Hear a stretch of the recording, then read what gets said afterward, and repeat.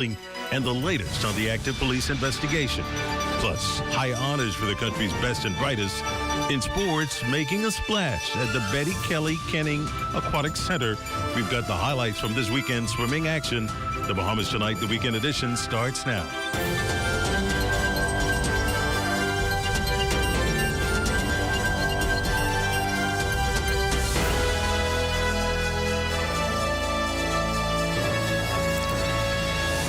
So glad you can join us. Good evening, I'm Desmond Saunders, and welcome to the broadcast. Late breaking news tonight, police in Grand Bahama investigating the gruesome discovery of the body of a 66-year-old woman found along a track road in the Coral Road area. Authorities have not officially confirmed the identity of the deceased, but her relatives were at the scene, heightening concerns within the community. Police are awaiting official identification before releasing further details. More on this story in a later newscast. Well, the discovery comes just days after Barbara Lewis was reported missing on May 20th. Meantime, authorities in Eleuthera probing the discovery of a man's body found unresponsive and floating in the water near a business establishment on a beach in North Eleuthera. Medical personnel at the scene confirmed that he had died. Active investigations continue. A child clinging to life tonight after police say he was shot in the head by his 12-year-old brother inside a North Bimini hotel room Saturday night. The 8-year-old was rushed to the Bimini Community Clinic with critical head injuries before being emergency airlifted to Fort Lauderdale for urgent medical treatment. Investigators say the two brothers were inside the room when the gun went off. Exactly how the children gained access to the weapon remains unclear. The 12-year-old was later handed over to police by his uncle and taken into custody. Investigators now working to piece together the moments leading up to a shooting that has left the Bimini community stunned. Investigations continue. Well, as police continue to investigate the shooting that has shaken the Bimini community, Area Member of Parliament Randy Roll now weighing in. Roll describing the incident as deeply unfortunate while extending prayers and support to the family of the two young boys.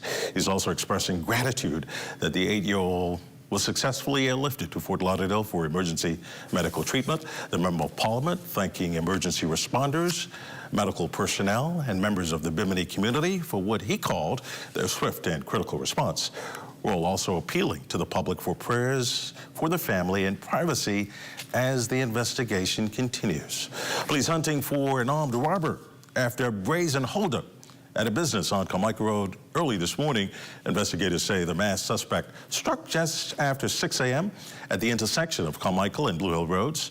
According to police, the man dressed in black and wearing blue gloves ran toward the business from Lobster Avenue before confronting a cashier. With his hands inside a hooded jacket, the suspect handed over a pouch and demanded cash. Fearing for their safety, the cashier complied. The suspect escaped with approximately $645 in cash and fled the area before police arrived. Investigators now working to track down the armed suspect. Well, the Ministry of Health advising that the two male passengers who arrived on a flight from the United Kingdom on Friday, May 22nd, with a recent history of travel to the Democratic Republic of Congo and were placed in isolation have been moved to the modular unit of the Princess Margaret Hospital. The ministry indicating in a statement today that the passengers remain in stable condition and are continuing to undergo monitoring procedures in keeping with global protocols. The ministry adding that the two men did not have any symptoms consistent with the Ebola virus disease. Members of the public are reminded that the risk to the public remains low and there are no confirmed cases of Ebola in the country. Other news for you tonight from a community still reeling over crime to a night of national pride and celebration. The focus now shifts to the country's top young scholars. The top primary school students from New Providence and across the country honored last evening for their outstanding academic performance by the Bahamas Primary School Student of the Year Foundation. Our Vern Carey was there. Some 123 top-performing primary school students nationwide was celebrated and honored Saturday evening during the Primary School Student of the Year Awards. The sixth graders were chosen after a rigorous selection process focused on academic achievement, contributions to school life, extracurricular achievements, community engagement, and the overall quality of their portfolio. Judges then chose the Primary School Student of the Year. On hand for the occasion, Prime Minister the Honorable Philip Davis. He lauded the students for their achievements. As you move from primary to secondary school, I encourage you to remain disciplined inside and outside your classroom. But most importantly, I ask that you find where your passion lies and nurture it, because that passion has the power to shape the Bahamas. I see such great promise. I see future doctors, artists, engineers, public servants, and yes, I see the next Prime Minister. In his first official public engagement as the Minister of Education, Science and Technology, the Honorable Chester Cooper encouraged the youngsters to continue striving for excellence. Always dream beyond your environment. Always value education. Always remain disciplined and focused. And finally, always remember that all things are possible. To the parents, the teachers, the principal, everyone in your village, I congratulate all of you for the contributions that you have made to the lives of these young people that we celebrate today. Sixth grader and Laifiki International School student Charles Gibson edged out the competition to win Primary School Student of the Year. He has an impressive portfolio of academic excellence, community engagement, and leadership. He and first runner-up and Summit Academy student Cole Aubrey were happy for their achievement. Just be humble. And I'd also say make sure that you just do what you like, honestly. I feel blessed. I feel humbled. I feel honored to have Chaz recognized for his efforts, his achievements, his accomplishments. He's very self-driven. He's very open-minded, and he loves people. He loves the community. He loves learning new things. I feel pretty proud of myself. I feel like I put in the work for everything that I've done. It's just a joy to parent Cole. He's such an easy child to parent. He's very focused, very disciplined. So it was just everything that you see happen here today is all him. All of the nominees received scholarships. Student of the Year, Charles Gibson, received an $8,000 scholarship, a new computer, a pair of new shoes, and other gifts, while first runner-up Cole Aubrey got a $7,000 scholarship, a new computer, a new pair of shoes, and other gifts. For the Bahamas Tonight, I'm Fern Carey. Well, hats off to all those young scholars. An historic week underway at the University of the Bahamas as hundreds of seniors prepare to cross the stage and enter the next chapter of their lives. Commencement events begin tonight with the baccalaureate service at UB's Performing Arts Center, kicking off a week of celebration, reflection, and achievement. The week will culminate Thursday, May 28th, with the commencement ceremony at the Nassau Cruise Port, where hundreds of graduates will be honored for their academic success. Delivering the commencement address will be CEO of the Nassau and Paradise Island Promotion Board, George Jubileau. This year's theme, honoring the journey that shaped us, embracing the future that calls us, highlights higher education as a pathway to leadership, service, and national development. Well, the ZNS family celebrates a special milestone today. We'll tell you more after the break.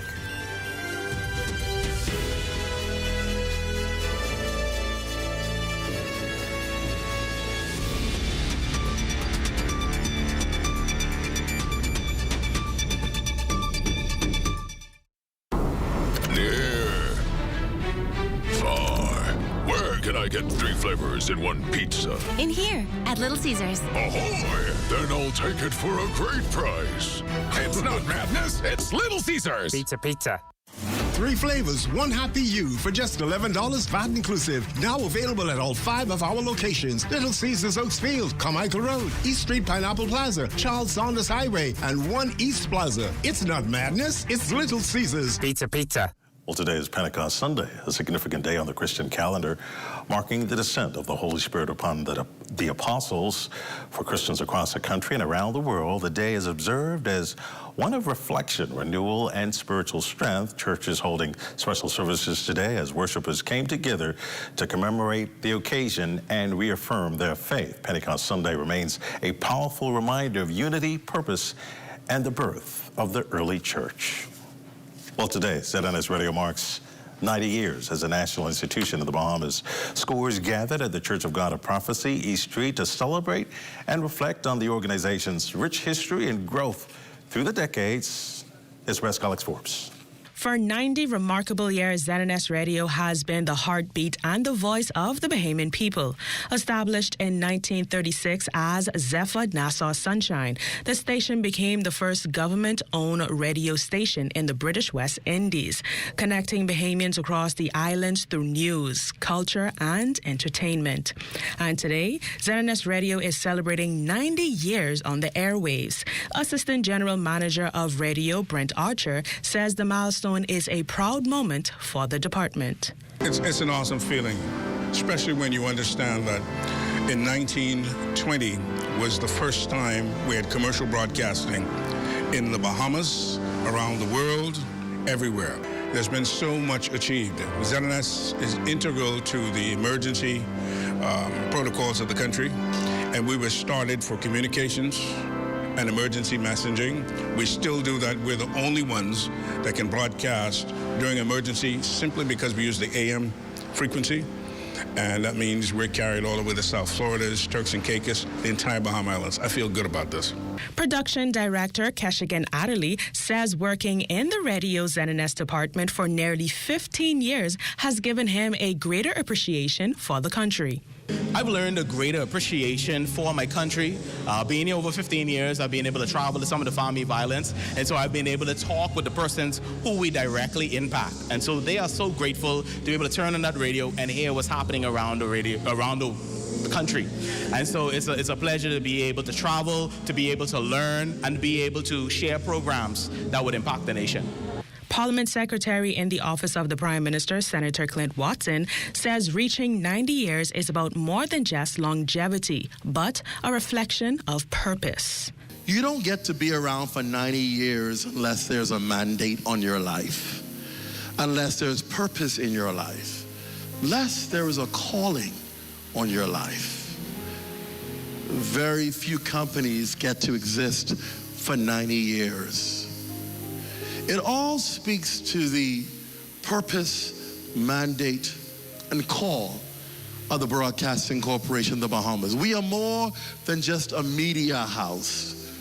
We are the power that connects the islands of the Bahamas and the people of this community. And it is for that reason why the good Lord has allowed 90 years, and I'm sure 90 more should he tarry, because of understanding the mandate and purpose of the Broadcasting Corporation of the Bahamas. For 90 years, ZNS Radio has kept the Bahamian people informed, connected, and entertained, becoming a staple in the household across the nation. As the country celebrates with the Broadcasting Corporation, many says its impact and legacy can still be heard throughout the airwaves. For the Bahamas Tonight, I'm West Alex Forbes. Holy Cross Anglican Church marking 60 years of ministry, fellowship, and community service. Mauritian Burrows tells us more in this report. 6 decades of faith, fellowship, and service being celebrated on Soldier Road at Holy Cross Anglican Church during its 60th anniversary observance Sunday morning. The service bringing together former church members as well as present, highlighting the unity within the establishment and a sense of community it has fostered. We invite and call persons who have a kind of Holy Cross legacy back home. And so it is an invitation to older members who have moved on for various reasons, to even our members who may feel a little delinquent or out of touch, to come back home. With congregation members adorned in red clothes items as a symbol of Whit Sunday, it also reflects the vibrancy of the spirit of the church, full of life and hope. 60 years later, we are a vibrant and active church, a outreach and mission-centered church right here in the Highbury Park community, and we are celebrating the goodness of God 60 years later.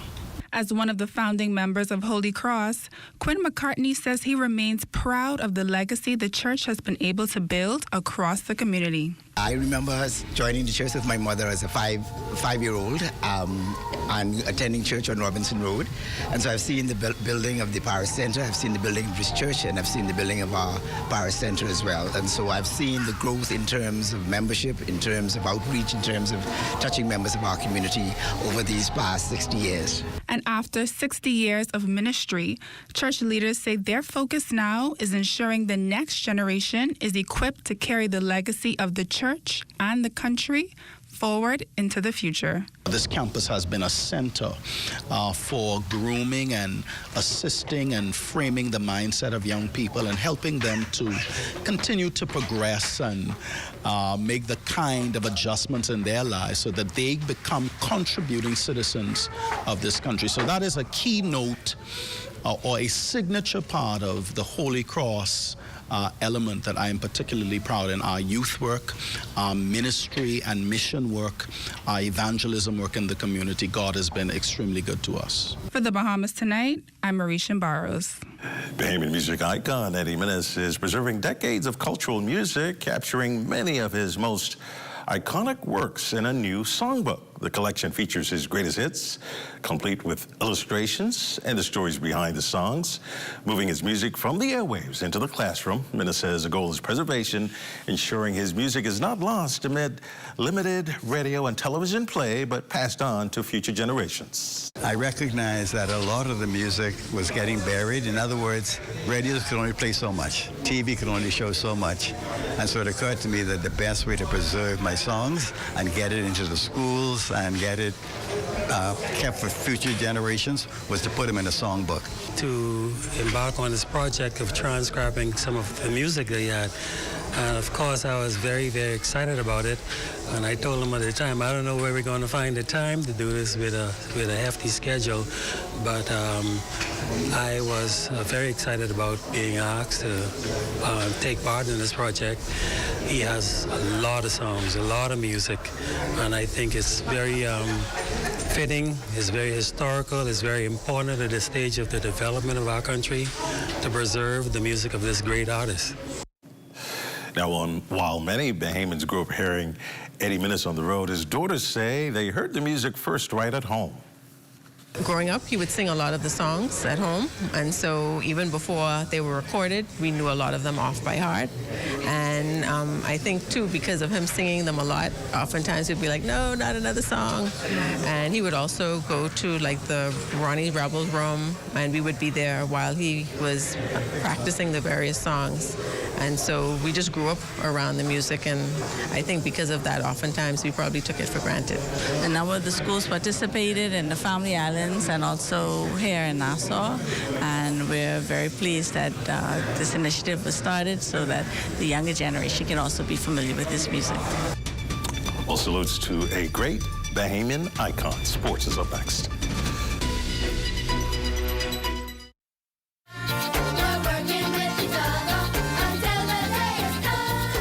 The Science Department of the Uriah McPhee Primary School hosted its third annual STEM Science Fair at the school's campus recently, which showcased student-built models of various machines that incorporate STEM principles. It took about 2 days on the weekend to make. It is a solar panel project. These are the solar panels up here, and to make it realistic, you would have to put it in the sun to make it light up. Principal Shavanya Ferguson explains that the week of activities also included parents, other schools, and special guests.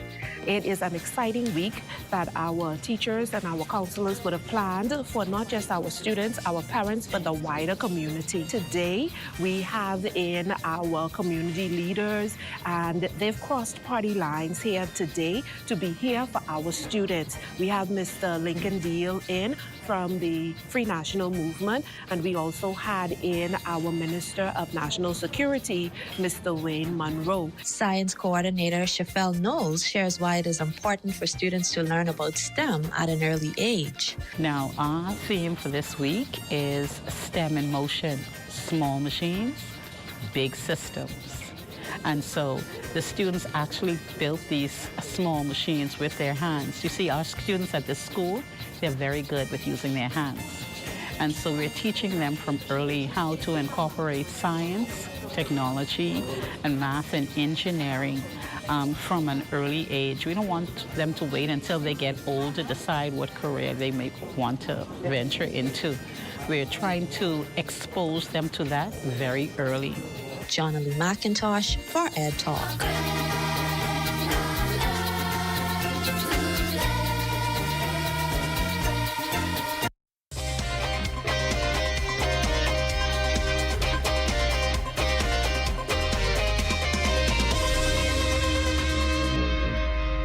Good evening, I'm Wayne Wilson, and welcome to ZNS Sports Sunday.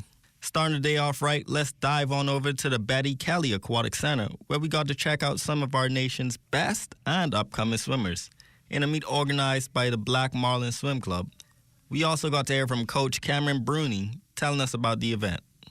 To give these kids an opportunity to swim a little bit faster, drop time, get excited before nationals, and just continue to get better. My kids, the past year and this year, have made me extremely proud. To be honest, even at this meet, we got a bunch of them dropping times, qualifying for nationals, and also qualifying for Carifta. Obviously, Carifta is next year, but it does give them a lot of confidence to be able to have a swim, get a cut, and know that they did that, So I'm very proud of them, and I'm very happy that we have the support of the parents and the federation to keep on growing.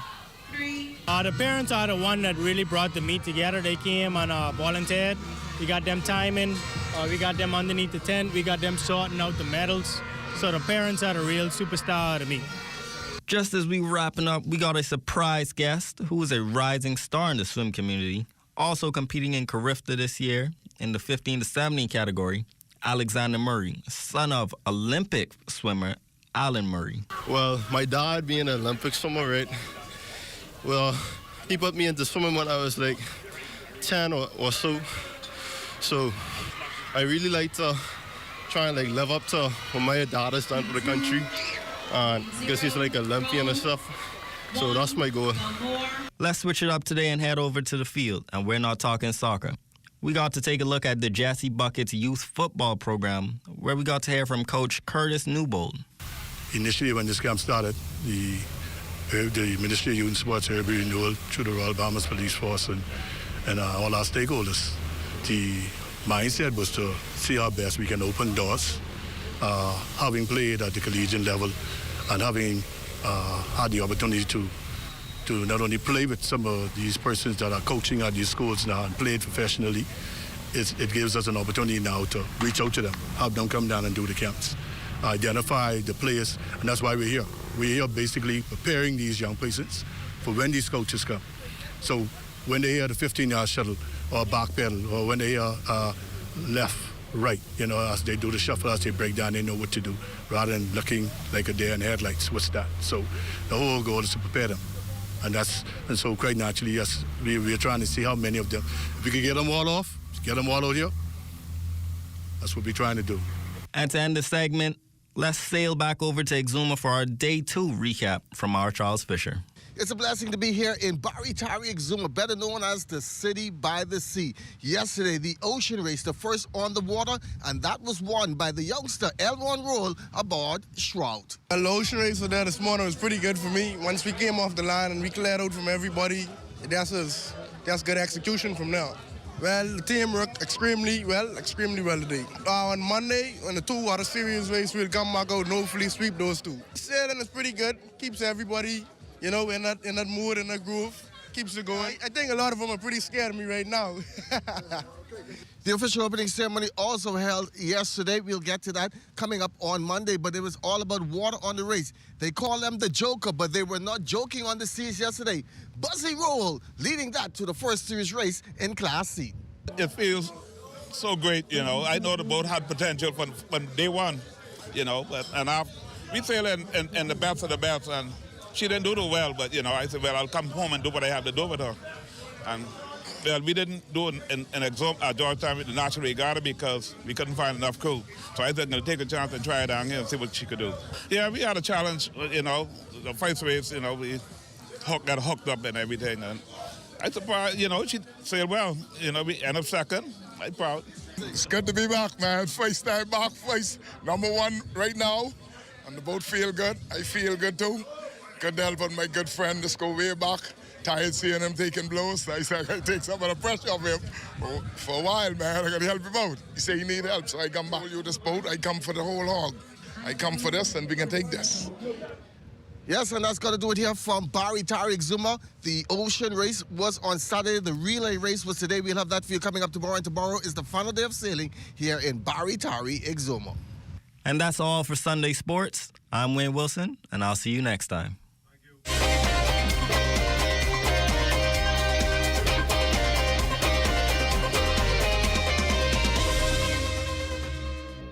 Take your business to the next level by joining the Tourism Development Corporation's Tourism Business and Products Registry. This registry will act as a hub for all Bahamian tourism-related ventures across the blue, green, and orange economies, ensuring that our entrepreneurs get the support, access, and connections they need to help develop a stronger business and ultimately a stronger industry.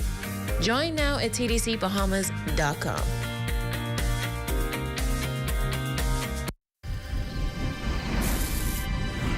In 2010, a grant helped Bahamas Striping Group of companies get started. Today, that seed has grown into a national force, building roads, airports, and brighter futures. Now, we're leading the way through public-private partnerships, what we call 3Ps, where government vision meets private sector innovation. 3Ps empowers local subcontractors, giving them the chance to bid. And with every contract, we're putting money directly into communities, creating jobs, supporting families, and fueling growth. From roads in Eleuthera to community centers in the inner city, we're not just laying asphalt, we're laying foundations for financial opportunity. At Bahamas Striping Group of Companies, we believe in building more than infrastructure. We're building up Bahamians who build the Bahamas. 3Ps, public-private partnerships for people, progress, and prosperity.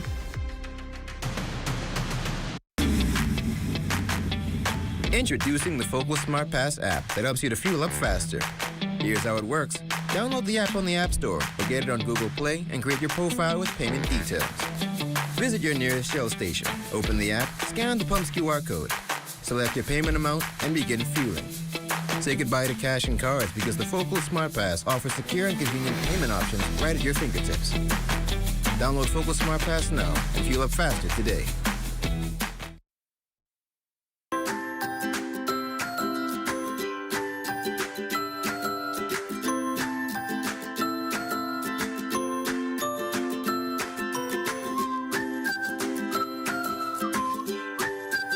Chief Meteorologist Basil Dean joins us with tonight's weather. Good evening, Basil.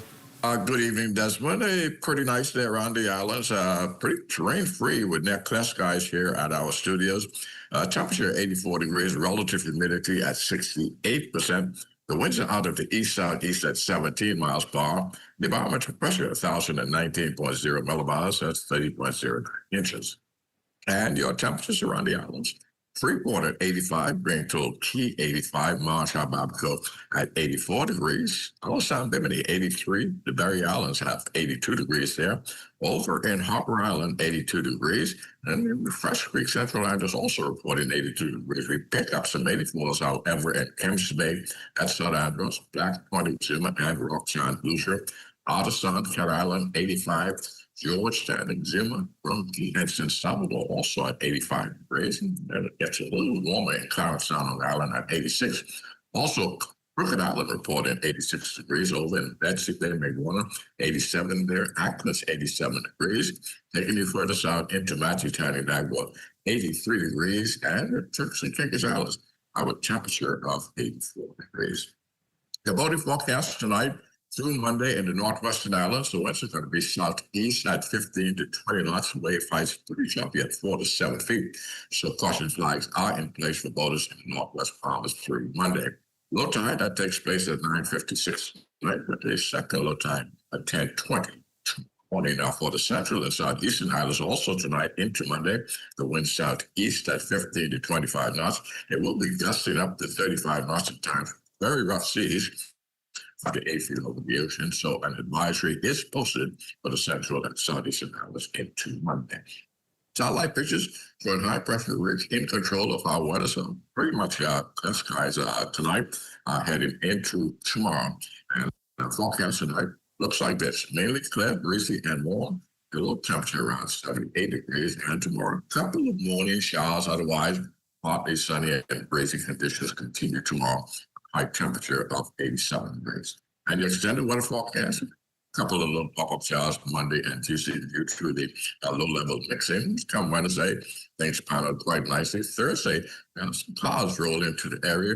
Then on Friday, isolated showers roll in again. But there is an advancing frontal system at the surface, coupled with a mid-level trough, which we expect to sink near the western Cuba sometime on Saturday. A low pressure anticipated to form on that mid-level traffic on Saturday, can move northeast across Florida and the northwest Bahamas on Sunday morning.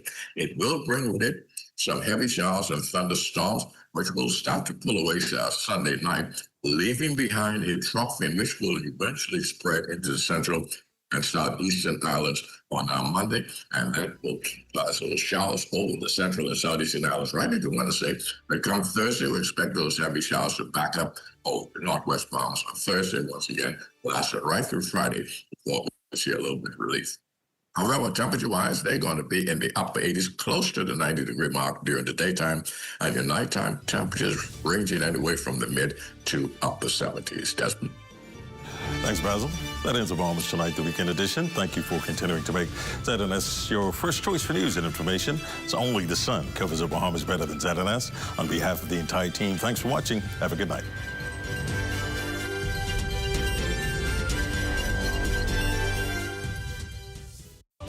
At Bahama Boulevard, I'm Sean Ennis.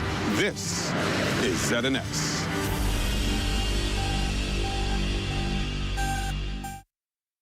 In this 21st century, our resident voice cries out for the empowerment of the poor, reinstatement of the outcasts, restoration of the abused, and the simple preaching and teaching of the